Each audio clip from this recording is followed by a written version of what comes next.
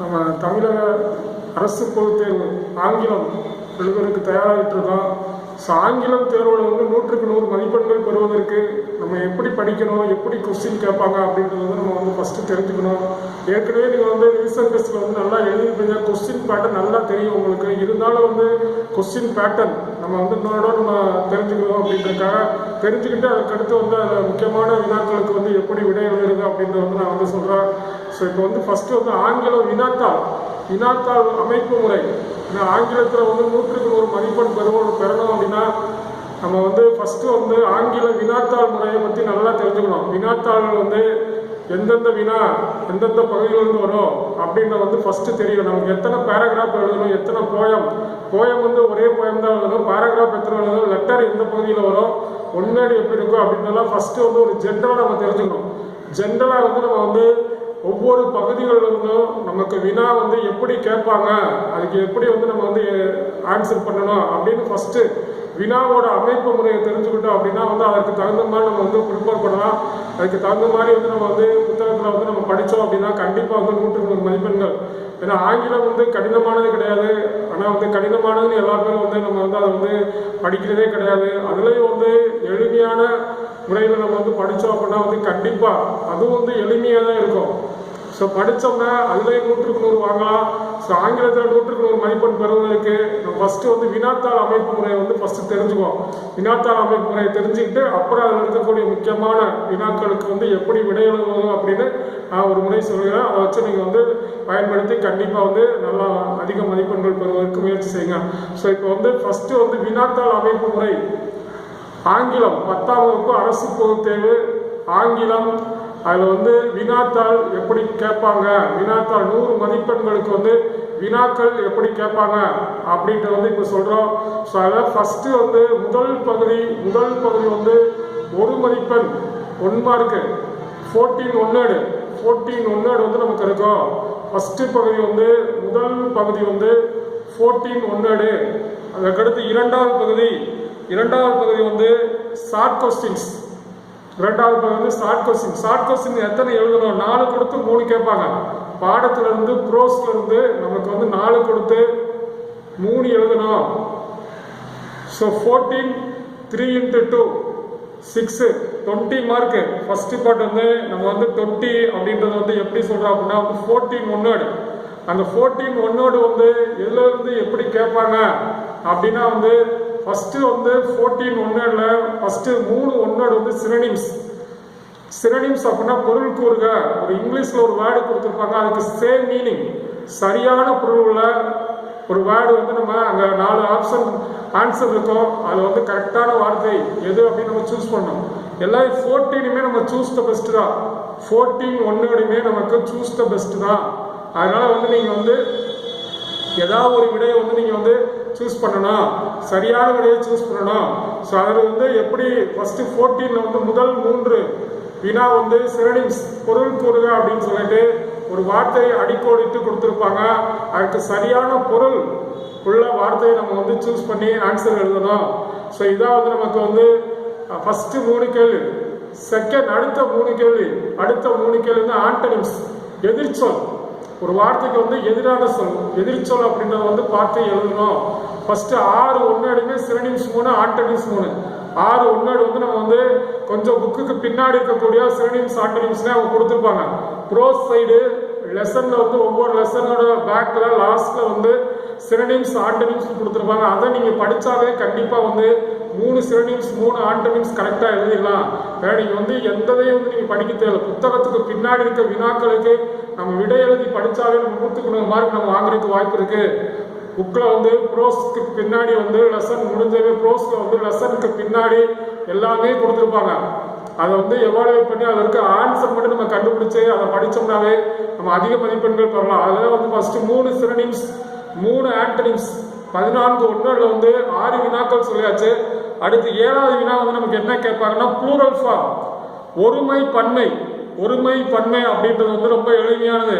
இப்போ trees, boys, fruits, tears, மான்கள், பூக்கள், பழங்கள். இந்த மாதிரி வந்து ப்ளூரல் ஃபார்ம்ல இருந்து கண்டிப்பா ஒரு கொஸ்டின்ஸ் இருக்கு. ப்ளூரல் ஃபார்ம் 7வது கொஸ்டின் ப்ளூரல் ஃபார்ம் கேட்குறாங்க. 8வது கொஸ்டின் வந்து ப்ரீஃபிக்ஸ் சஃபிக்ஸ். ப்ரீஃபிக்ஸ் அப்படின்னா முன்னாடி சேர்த்து எழுதணும். ஒரு வார்த்தை கொடுத்துருப்பாங்க, அதில் வந்து முன்னாடி வந்து சேர்க்குறது மாதிரி நமக்கு வந்து இப்போ வந்து அண்டர்ஸ்டாண்டிங் அப்படின்னு ஒரு வார்த்தை கொடுத்தா அதுக்கு வந்து ப்ரீவியஸ்க்கான மிஸ் அண்டர்ஸ்டாண்டிங்.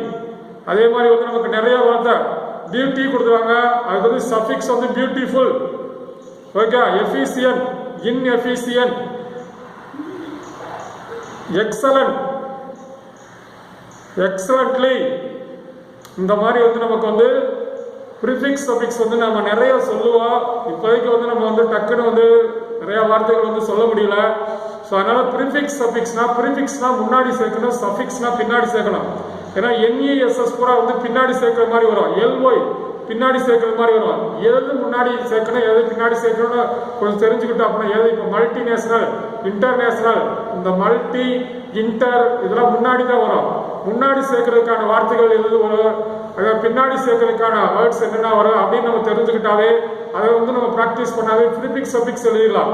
ஒரு கேள்வி வந்து ப்ரிஃபிக்ஸ் சஃபிக்ஸ், 8வது கேள்வி வந்து ப்ரிஃபிக்ஸ் சஃபிக்ஸ், 9வது கேள்வி அப்ரிவியேஷன் அல்லது அக்ரோனிம் அல்லது எக்ஸ்பான்ஷன்.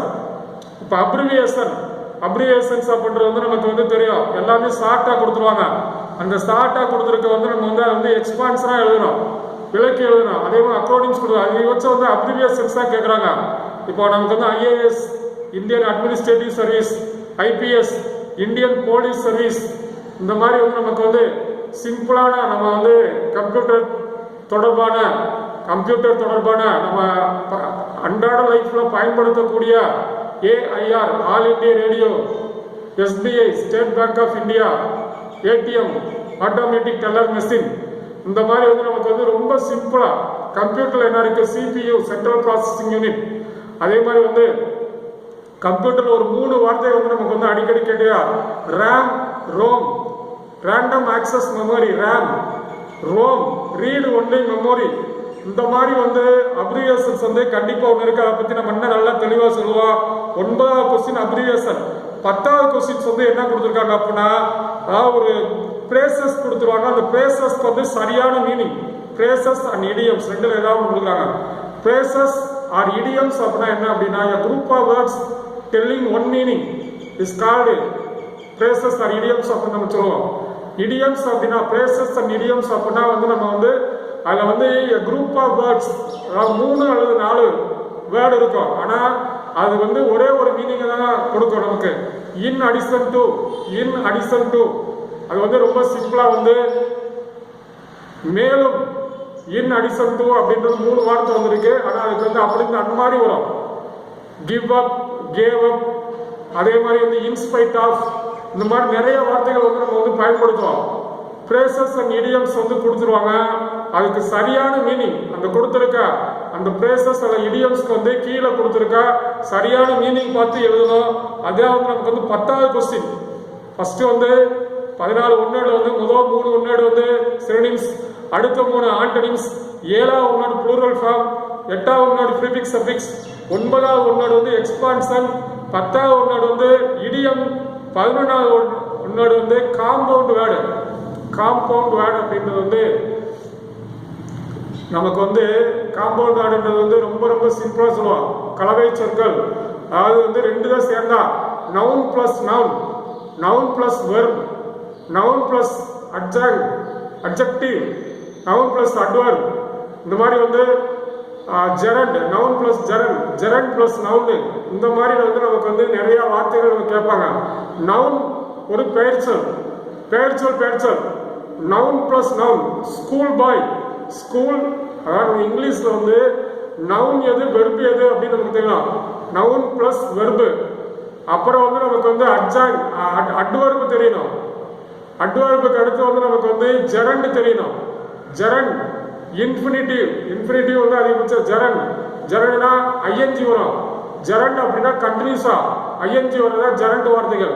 அதான் ஒரு நாளைக்கு சொல்லுவோம். இப்போதைக்கு வந்து இந்த மாதிரி ஸ்கூல் பாய், ஸ்கூல் வந்து ஒரு நவுன் பெயர்ச்சொல், பெயரை குறித்தால் பெயர்ச்சொல். பாய் ஒரு பெயர்ச்சொல், ஸ்கூல் பாய். இப்போ சன்ரைஸ், சன்னு வந்து வெறுப்பு, ரைஸ்ன்றது சன்னு வந்து நவுனு. ரைஸ்ன்றது வந்து வெறும்பு. வெறும்பு அப்படின்னா வினைச்சொல், செய்யக்கூடிய செயலை கொடு. இப்போ வாக்கிங் ஸ்டிக், வாக்கிங்னா ஐஎன்ஜி வந்திருக்கு. ஜெரண்டு, ஸ்டிக்ன்றது வந்து ஒரு பெயர் சொல்.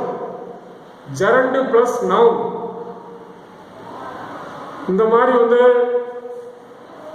காம்பவுண்ட் வேர்டு கேட்குறாங்க. Noun plus noun, noun plus verb, noun plus adverb. இந்த மாதிரி வந்து நம்ம எழுதுறது ரொம்ப எளிமையாக தான் இருக்கும். எத்தனாவது கேள்வி அப்படின்னா 11ஆவது கேள்வி. 12ஆவது கேள்வி வந்து ப்ரிப்போசிஷன்ஸ். ப்ரிப்போசிஷன்ஸ்னா இன்னு, ஆனு, ஃபாரு, பட்டு, அஸ்ஸு, சின்ஸு, பிஃபோர், பிஹைண்டு, அட்டு, எட்டு. இந்த மாதிரி வந்து இங்கிலீஷில் வந்து நம்ம வந்து இதெல்லாம் எங்கெங்க பயன்படுத்தணும். இப்போ ஃபார், டு, ஆஃப், இதெல்லாம் இங்கிலீஷில் வந்து நம்ம இங்கிலீஷில் பயன்படுத்துகிறோம். அது பயன்படுத்த தெரிஞ்சாலும் நம்ம இங்கிலீஷை வந்து தெளிவாக எழுத கற்றுக்கலாம், தெளிவாக பேச கற்றுக்கலாம், மிஸ்டேக் இல்லாமல். அட்டி எங்கே போடணும், ஃபார் எங்கே போடணும், ஆஃப் எங்கே போடணும், அஸ்ஸி எங்கே போடணும், இன்னி எங்கே போடணும், ஆன் எங்கே போடணும், அஸ்ஸி எங்கே போடணும், பிஃபோர் எங்கே போடணும், பிஹைண்ட். இந்த வார்த்தைகள் மீனிங் ரொம்ப நமக்கு எளிமையாக தெரியும்.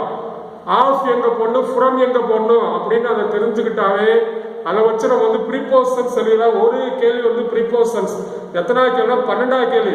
13ஆவது கேள்வி வந்து நமக்கு வந்து டென்ஸ் ஃபார்ம். டென்ஸ் ஃபார்ம்ன்றது வந்து நமக்கு வந்து 12 டென்ஸ் ஃபார்ம் இருக்கு. அந்த சென்டென்ஸ் கொடுத்துருப்பாங்க. அந்த சென்டென்ஸில் வரக்கூடிய அந்த வேர்ட்ஸை வச்சு நம்ம அது வந்து முடிஞ்சு போச்சுன்னா பாஸ்ட் டென்ஸில் எழுதணும், நடக்க போறதா இருந்தால் ஃபியூச்சர் டென்ஸில் எழுதணும். அதே மாதிரி வந்து நடந்து கொண்டது நிகழ்ந்து கொண்டிருந்தா ப்ரெசன்ட் டென்ஸில் எழுதணும். Present tense, past tense, future tense. அவங்க கொடுத்துருக்க சென்டென்ஸை பார்த்து அந்த சென்டென்ஸோட மீனிங் நமக்கு கொஞ்சம் புரியும். புரிஞ்சா அது முடிஞ்சு போச்சுன்னா பாஸ்ட் டென்ஸில் எழுதணும்.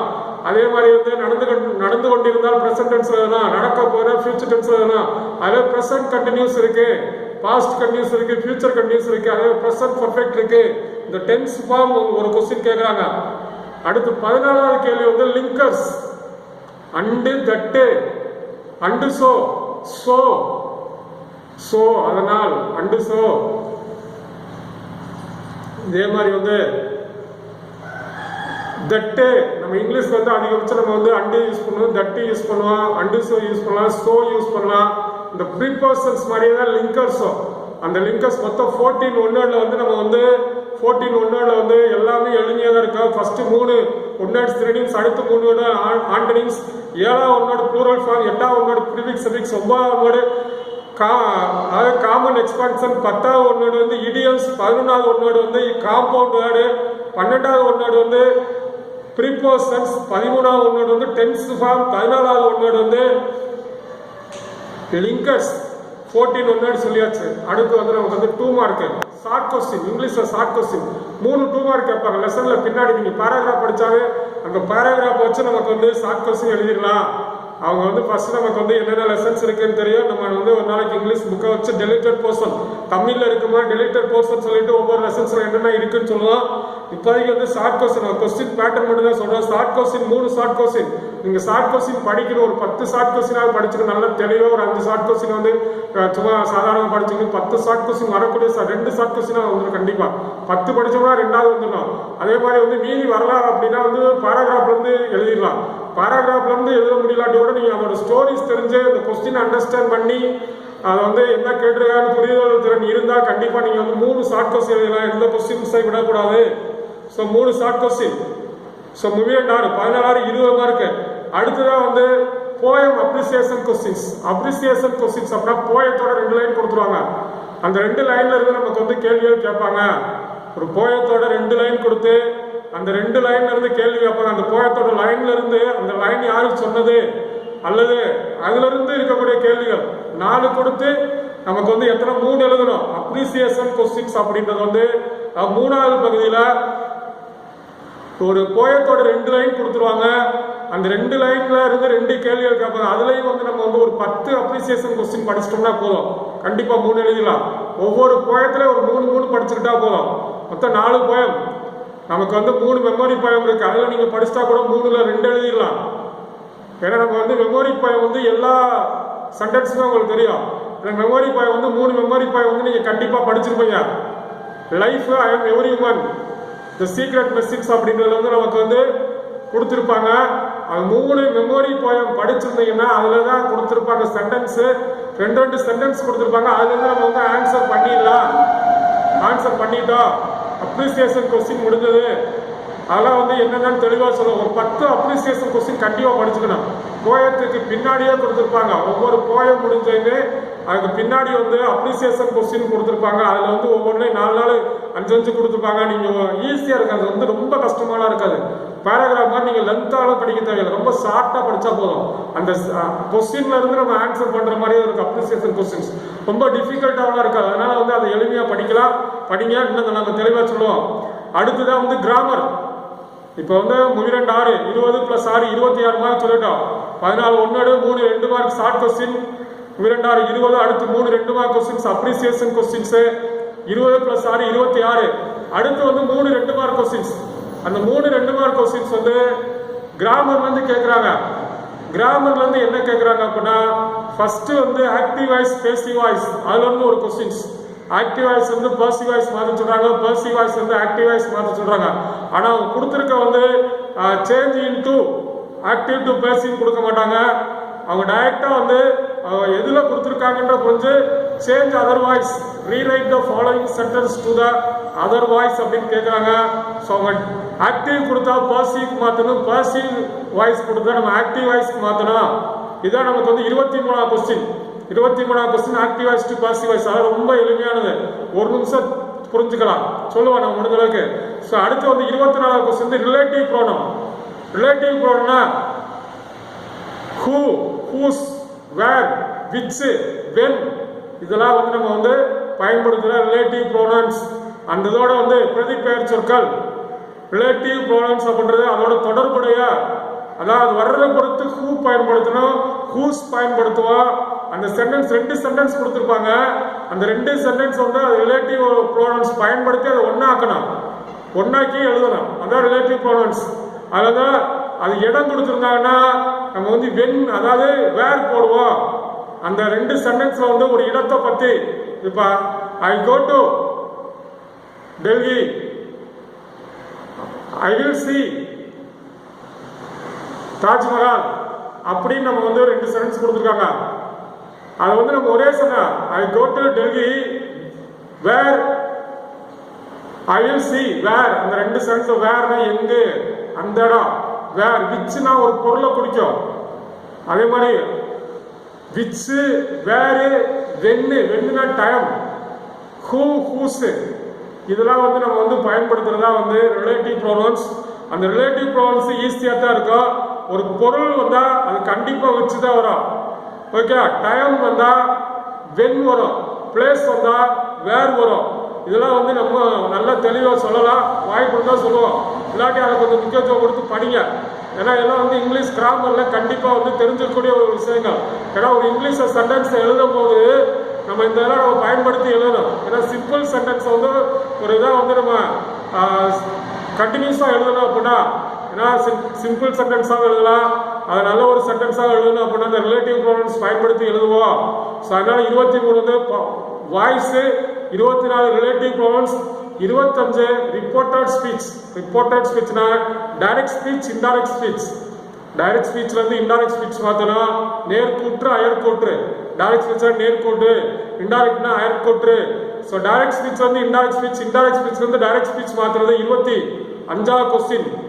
26வது கொஸ்டின்ஸ் வந்து 26வது கொஸ்டின்ஸ் வந்து ஒரு கான்வர்சேஷன் இருக்கும். கான்வர்சேஷன் டைலாக், 2 பேரும் பேசக்கூடிய உரையாடல், 2 பேரும் ஒரு டைலாக் இருக்கும். அதை ரிப்போர்ட்டா மாத்தணும்.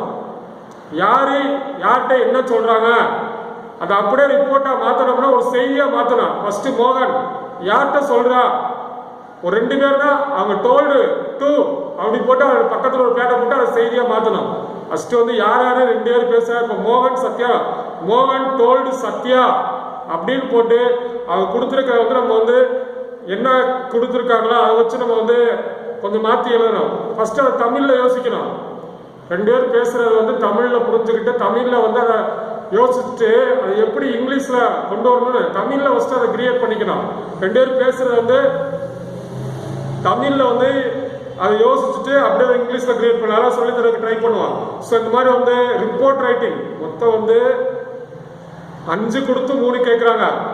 5 கொடுத்து 3 கேட்குறாங்க. அதில் வந்து ஃபர்ஸ்ட் வந்து வாய்ஸ் ரெண்டாவது வந்து ரிலேட்டிவ் ப்ரொனவுன்ஸ், மூணாவது டைரக்ட் ஸ்பீச், நாலாவது வந்து டைலாக் வந்து ரிப்போர்ட் ஆகணும், அஞ்சாவது பஞ்சுவேட் த ஃபாலோயிங்.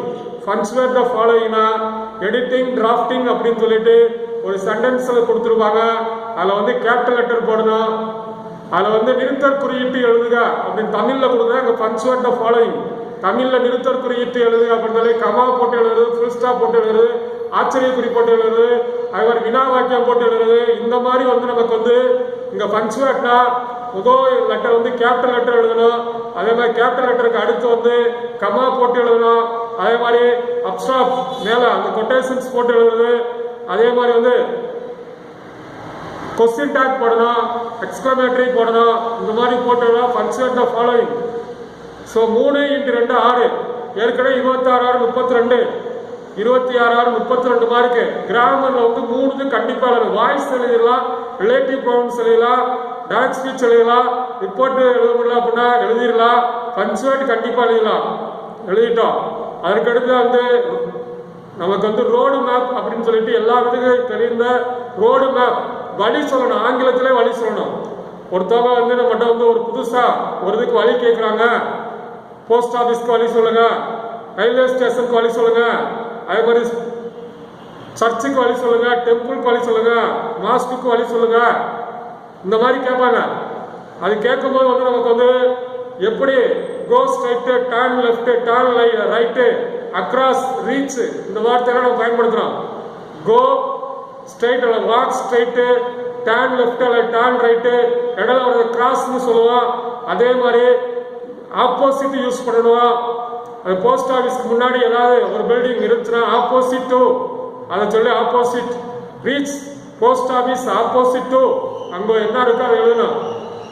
ஸோ இந்த மாதிரி வந்து நம்ம வந்து ரோடு மேப்பு நம்ம வந்து எழுதணும் 2 மார்க்கு. இது வந்து அடுத்து நம்ம அது வந்து தனியாக கொடுத்துருக்காங்க. ஸோ மிவிரண்ட் 6 × 8 ஃபர்ஸ்ட் வந்து ஏற்கனவே 14 20 26 32 36 38 இது ஒரு 2 40 மார்க் ஆயிடுச்சு. 40 மார்க் வந்து நம்ம வந்து இப்போ சொல்லிட்டு ரோடு மேப்போட 40 மார்க் முடிஞ்சு. அடுத்து 10 5 மார்க் எழுத போகிறோம். 40 10 5 மார்க். பைத்தஞ்சு 50 அப்படின்னு சொல்லி 5 மார்க் நான் வந்து 10 கேட்குறாங்க. அந்த 10ல் வந்து நமக்கு வந்து என்ன அப்படின்னு சொல்லுவோம். திருப்பி ஒன் செகண்ட் 14 16 20 26 26 32 32 34 வந்திருக்கு.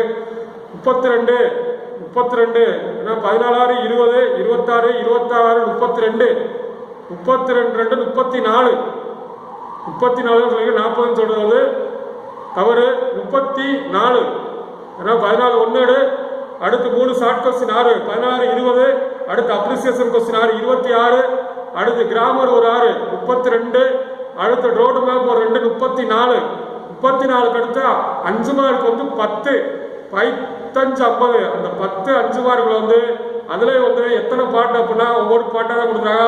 அதில் ஃபர்ஸ்ட் வந்து ப்ரோஸ்ல வந்து நமக்கு வந்து என்ன கொடுத்துருக்காங்க, பேராகிராஃப் கொடுத்துருக்காங்க.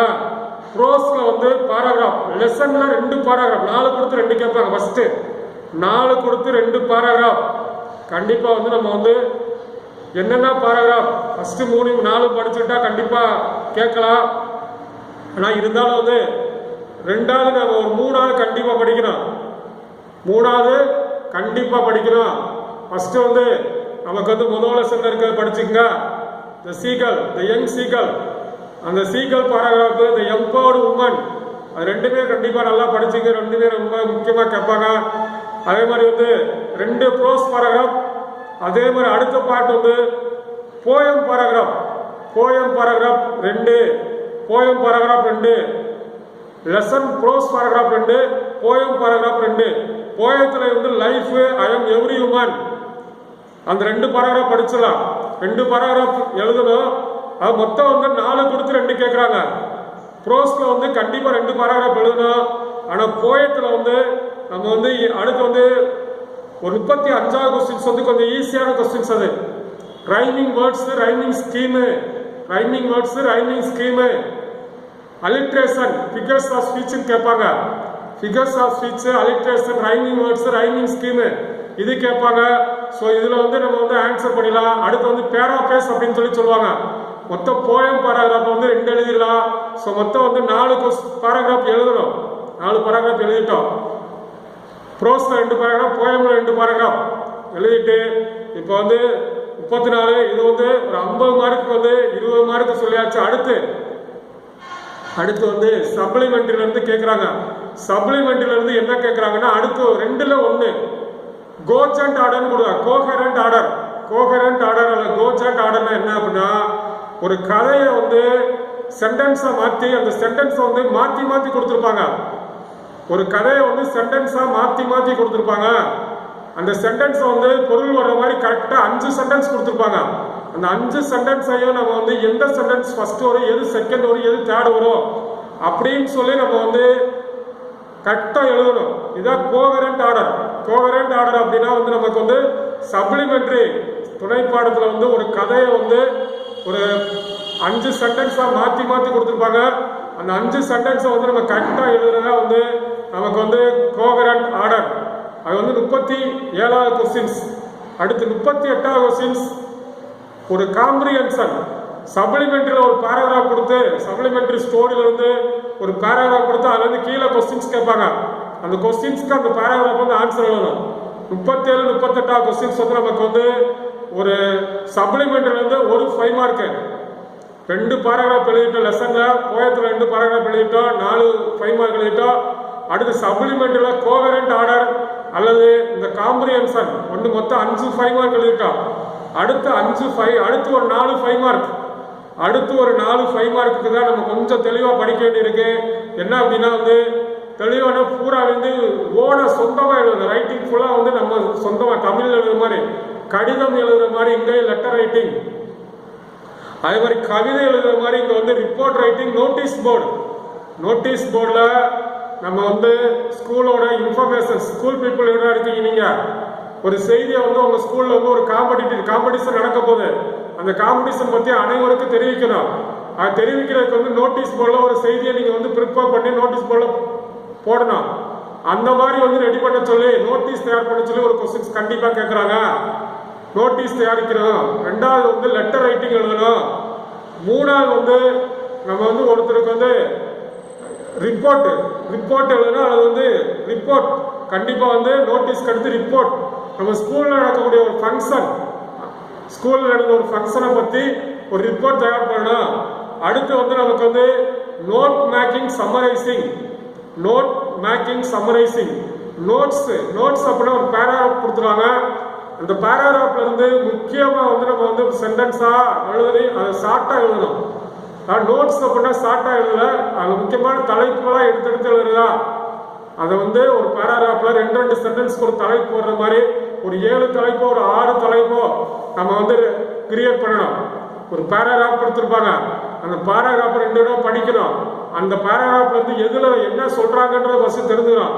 அப்புறம் அந்த 2 சென்டென்ஸ்க்கு நம்ம வந்து ஒரு தலைப்பா வந்து எழுதுறதா நோட்ஸ்னா ஹெட்டிங் எழுதுறதா வந்து நோட்ஸ். அது எழுதலாம் அல்லது சம்மரைசிங் எழுதலாம். சம்மரைசிங் அப்படின்றது ரஃப் காப்பி ஃபேர் காப்பின்னு போட்டு எழுதணும். கொடுத்துருக்க ஒரு பெரிய பேராகிராஃபா 3/4 பேராகிராஃபா எழுதணும் ரஃப் காப்பின்னு சொல்லி. முக்கியமான வார்த்தைகளாக எடுத்து கொஞ்சம் ஷார்ட்டா எழுதணும். அப்புறம் எழுதப்பட்ட ரஃப் காப்பிலிருந்து ஃபேர் காப்பி ஒரு பாதி பேராகிராஃபா எழுதணும். ஒரு பெரிய பேராகிராஃபா ஷார்ட்டா எழுதணும். முக்கியமான சென்டென்ஸா எடுத்து எழுதணும். சம்மரைசிங் ஃபர்ஸ்ட் வந்து நோட்டீஸ் ரைட்டிங், அடுத்து லெட்டர் ரைட்டிங், அடுத்து ரிப்போர்ட் ரைட்டிங், அடுத்து நோட்ஸ் அல்லது சம்மரைசிங், அடுத்து வந்து அட்வர்டைஸ்மெண்ட்ஸ் ஒரு நமக்கு வந்து இன்ஃபர்மேஷன்ஸ் கொடுத்துருவாங்க. ஒரு நியூ ஓப்பன் பண்ணக்கூடிய ஒரு ஷாப்புக்கு வந்து அட்வர்டைஸ்மெண்ட் ப்ரிப்பேர் பண்ணுங்கன்னு கேட்பாங்க. ஸோ அந்த அட்வர்டைஸ்மெண்ட் வந்து அது என்ன ஷாப் நம்ம வந்து ஓப்பன் பண்ண போறோம் அப்படின்னு சொல்லிட்டு அந்த ஷாப்போட அட்ரஸ் டீட்டெயில்ஸ் எல்லாமே கொடுத்துருவாங்க. அதுக்கு வந்து எப்படி வந்து ஒரு ஃப்ளெக்ஸ் போர்டு தயாரிக்கணும் அப்படின்ற மாதிரி நீங்கள் வந்து ஒரு கிரியேட் பண்ணி அதோட அதை வந்து எல்லாமே தெரியுமா. இப்போ வந்து நம்மளால ஈஸியாக படம் வரைகிற முடிய வாய்ப்பு இருந்தால் அதை பற்றி படம் வரைஞ்சி அட்வர்டைஸ்மெண்ட்ஸ் வந்து அந்த நேம் போர்டு அதெல்லாம் நல்லா பெருசாக இட்டு உள்ளே வந்து உங்களால் என்னென்ன ஒரு டிசைன் பண்ண முடியுமோ பண்ணி அட்வர்டைஸ்மெண்ட் தயார் பண்ணோம். அதற்கடுத்து வந்து ஒரு படம் கொடுத்துருப்பாங்க. அந்த படத்துல இருந்து சென்டென்ஸ் ஒரு 5 சென்டென்ஸ் எழுதிச்சுவாங்க. தமிழ்ல வந்து ஒரு படத்தை பார்த்து செய்தி எழுதுற மாதிரி, இங்கிலீஷ்ல அதே மாதிரி 5 சென்டென்ஸ் எழுதணும். ஒரு படம் ஒன்று கொடுத்துருவாங்க, அந்த படத்தை பத்தி நம்ம ஒரு 5 சென்டென்ஸ் எழுதணும். அல்லது லாஸ்ட் வந்து எரர் கண்டுபிடிக்கிறது. மொத்தம் வந்து 6 கொடுத்து 4 கேட்கறாங்க. கண்டிப்பா வந்து நோட்டீஸ் போர்டு, உறுதியா நம்ம ஸ்கூல் நோட்டீஸ் போர்டு, அதுமாதிரி லெட்டர் ரைட்டிங் எழுதணும். 3வது வந்து ரிப்போர்ட் ரைட்டிங் எழுதணும். 4வது நோட்ஸ் சமரைசிங் எழுதணும். 5வது வந்து அட்வர்டைஸ்மெண்ட்ஸ் எழுதணும். 6வது வந்து நமக்கு வந்து ஒரு ஃபிகர் கொடுத்துருப்பாங்க, ஒரு பிக்சர் கொடுத்துருப்பாங்க, அந்த பிக்சரை பத்தி நம்ம எழுதணும். ஸோ இந்த மாதிரி வந்து ஒரு 4 5 மார்க்கு. ஸோ 5 மார்க்கில் வந்து ஃபர்ஸ்ட் 2 5 மார்க்கு ப்ரோஸ் பேராகிராஃப், அடுத்து 2 5 மார்க்கு போயம் 4, 5வது 5 மார்க் வந்து இந்த சப்ளிமெண்ட்ல காம்ப்ரிஹென்ஷன் அல்லது கோஹரண்ட் ஆர் ING 25. அடுத்து ஒரு 4 5 மார்க் சொல்லிட்டோம். 4 5 mark notice writing, letter writing, report writing, அதே மாதிரி வந்து நோட்ஸ் அல்லது சம்மரைசிங் அல்லது அட்வர்டைஸ்மெண்ட்ஸ் அல்லது பிக்சரை பார்த்து எழுதணும். இதுல 4 5 + 4 9 9 × 5 45. ஸோ வந்து ஏற்கனவே வந்து நான் வந்து 34, இன்னும் ஒரு 5 மார்க் மட்டும் சொல்லிடுவோம். 5 மார்க் வந்து அது என்ன கேட்குறாங்க, poet from memory, memory poem. Memory poem வந்து நமக்கு வந்து 5 லைன் தான் கேட்பாங்க. இந்த 5 லைன் வந்து எழுதுனா 5 மார்க்கு. அதனால மெமோரி போயம் கண்டிப்பாக படிச்சிருக்க. 3 மெமோரி போயம் இருக்கு, கண்டிப்பாக படிச்சிருக்க. ஸோ மொத்தம் 10 5 மார்க்கு சொல்லியாச்சு. ப்ரோஸ் 2 பேராகிராஃப், போயம்ல 2 பேராகிராஃப், காம்ப்ரிஹென்ஷன் 1, சப்ளிமெண்டல் 1 5, அடுத்து ஒரு 4 report writing, notice writing, advertisements அதில் 5, ஒரு குவாட் ஃப்ரம் மெமரி 10 10 × 5 50. ஸோ ஏற்கனவே ஒரு 34, இது ஒரு 50 84 மார்க் இப்போ சொல்லியாச்சு. 84. இன்னும் வந்து 2 8 மார்க் கொஸ்டின்ஸ் எழுத போறோம்.